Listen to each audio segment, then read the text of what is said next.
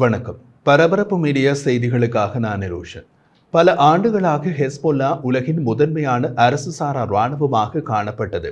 மத்திய கிழக்கு முழுவதும் உள்ள ஈரானின் ஆதரவு இயக்கங்களின் கிரீடத்தில் நன்கு பொருத்தப்பட்ட, நன்கு பயிற்சி பெற்ற, நன்கு வழிநடத்தப்பட்ட, மிகவும் ஒழுக்கமான மற்றும் ரகசியம் காக்கக்கூடிய இயக்கமாக இருந்தது. மே 2000 ஒரு கடுமையான மோதலுக்கு பின்னர் தெற்கு லெபனானில் இருந்து இஸ்ரேலை ஹெஸ்பொல்லாவால் வெளியேற்ற முடிந்தது. 6 ஆண்டுகளுக்கு பின்னர் ஹெஸ்பொல்லா இஸ்ரேலுடன் 34 நாட்கள் களத்தில் நின்று போரிட்டது. அப்போதிருந்து ஈரானிய ஆதரவு குழு அதன் ஏவுகணைகள் மற்றும் ஆளற்ற விமானங்களின் ஆயுத களஞ்சியத்தை உருவாக்கியது. சிரியாவில் அதன் துருப்புகள் அசாத் ஆட்சிக்கு எதிரான எதிர்ப்புக்கு எதிராக ஈரான் மற்றும் ரஷ்யாவுடன் இணைந்து போரிட்டன. கடந்த 11 மாதங்களாக ஹெஸ்பொல்லா இஸ்ரேலுடன் கிட்டத்தட்ட தினசரி எல்லையில் துப்பாக்கிச் சூடு நடத்தியது. 62,000க்கும் மேற்பட்ட இஸ்ரேலியர்கள் இஸ்ரேலின் வடக்கில் உள்ள தங்கள் வீடுகளை விட்டு வெளியேற கட்டாயப்படுத்தியது. அதே நேரத்தில் 1,00,000க்கும் மேற்பட்ட லெபனானியர்களும் தெற்கு லெபனானில் உள்ள தங்கள் வீடுகளை விட்டு வெளியேற வேண்டிய நிலையும் ஏற்பட்டது. ஆனால் இந்த கோடையில் ஹெஸ்பொல்லாவின் வலிமையின் முகப்பு நழுவத் தொடங்கியது. ஜூலை 30 அது தெளிவாக தொடங்கியது. அன்று மாலை ஒரு இஸ்ரேலிய ஆளற்ற விமானம் தெற்கு பெய்ரூட்டில் உள்ள குடியிருப்பு கட்டடத்தின் மீது 2 ஏவுகணைகளை வீசியது. மூத்த ஹெஸ்பொல்லா தளபதி ஃபுவாட் ஷுக்ர் கொல்லப்பட்டார். அதற்கு மிக கடுமையான பதிலடி கொடுக்கப்படும் என்று சபதமிட்டது ஹெஸ்பொல்லா. நாட்கள் ஓடின. ஷுக்ரின் கொலைக்கு பழிவாங்க அப்படி எதுவும் நடக்கவில்லை. ஆகஸ்ட் 25 ஹெஸ்பொல்லா 300க்கும் மேற்பட்ட ஆளற்ற விமானங்களையும் ஏவுகணைகளும் இஸ்ரேலில் உள்ள இலக்குகளை நோக்கி ஏவியது. ஹெஸ்பொல்லாவின் தலைவர் ஹசன் நஸ்ரல்லா மொசாட் புலனாய்வு அமைப்பின் தலைமையகம் மற்றும் ஜூனிட் 8200 இஸ்ரேலி சிக்னல்கள் புலனாய்வு பிரிவின் தலைமையகம் அந்த தாக்குதலின் இலக்கு என்று கூறினார்.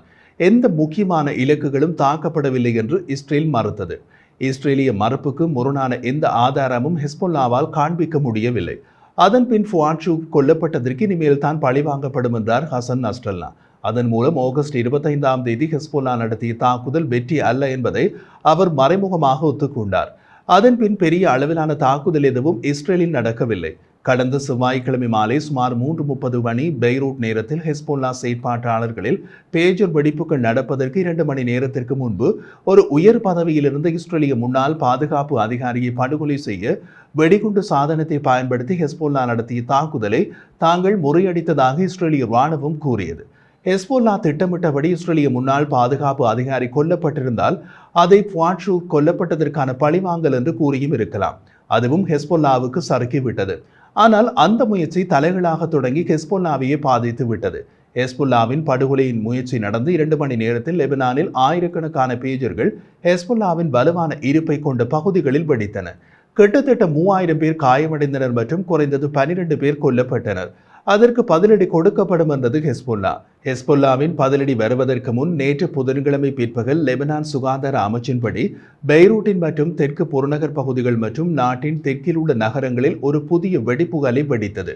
வாக்கி டாக்கி ரேடியோக்கள், லேப்டாப்கள், செல்போன்கள் மற்றும் தனித்தனி வெடிப்பொருட்கள் வெடித்தன. அதில் 14 பேர் கொல்லப்பட்டதாகவும் 450 பேர் காயமடைந்ததாகவும் லெபனானின் சுகாதார அமைச்சு தெரிவித்துள்ளது. வெடித்த பல சாதனங்கள், வாக்கி டாக்கிகள் வெடித்த நிலையில் எடுக்கப்பட்ட படங்கள் காட்டப்பட்டன. காணொளிகள் வெளியாகின. ஹெஸ்பொல்லா இன்னமும் துல்லியமான எண்களை வெளியிடவில்லை என்றாலும் அதன் பல தரவரிசை செயற்பாட்டாளர்கள் வெடிப்புகளில் காயமடைந்தது தெளிவாகிறது. மூத்த ஹெஸ்பொல்லா தளபதி ஃபுவாட் ஷுக்ர் கொல்லப்பட்டது மற்றும் லெபனானில் 2 கலை தாக்குதல்கள் ஆகியவற்றை ஒன்றாக எடுத்து பார்த்தால் ஏவுகணை தாக்குதல் மற்றும் வெடிக்கும் சாதனங்கள் ஹெஸ்பொல்லாவின் முக்கியமான கட்டளை மற்றும் கட்டுப்பாட்டு நெட்வொர்க்குகளில் இஸ்ரேலிய உளவுத்துறையின் வியத்தகு ஊடுருவலை குறைக்கின்றன. ஹெஸ்பொல்லா இதற்கு முன் இவ்வளவு பாதிக்கப்படக்கூடியதாக இருந்ததில்லை. இதற்கு முன் இதுபோல ஒருபோதும் சமரசம் செய்ததில்லை. இஸ்ரேலை பழிவாங்குவதாக ஹெஸ்பொல்லா உறுதியளித்தது. ஹெஸ்பொல்லாவின் நம்பகத்தன்மை அதில் ஊசலாடுகிறது.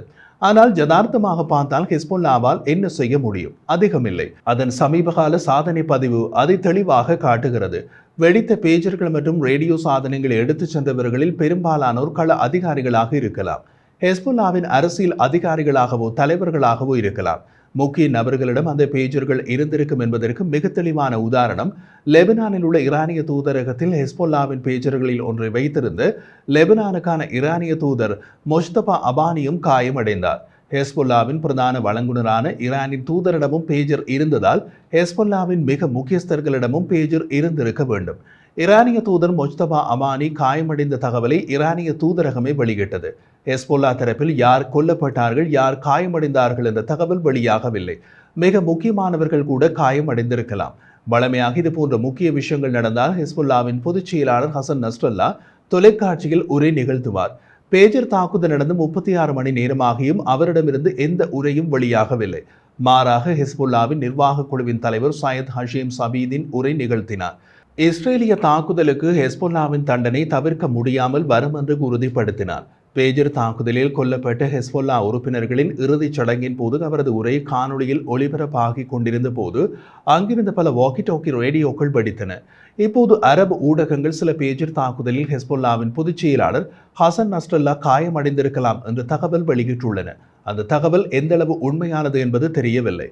சன்னி பிரிவு அரபு ஊடகங்கள் பல ஷியா பிரிவு ஹெஸ்பொல்லா மற்றும் ஈரானுக்கு எதிரானவை. இருப்பினும் அவர்கள் கூறும் சாத்தியத்தையும் மறப்பதற்கு இல்லை.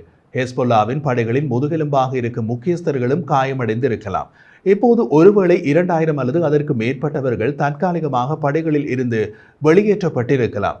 அவர்களில் பலர் மோசமாக காயமடைந்தும் இருக்கலாம்.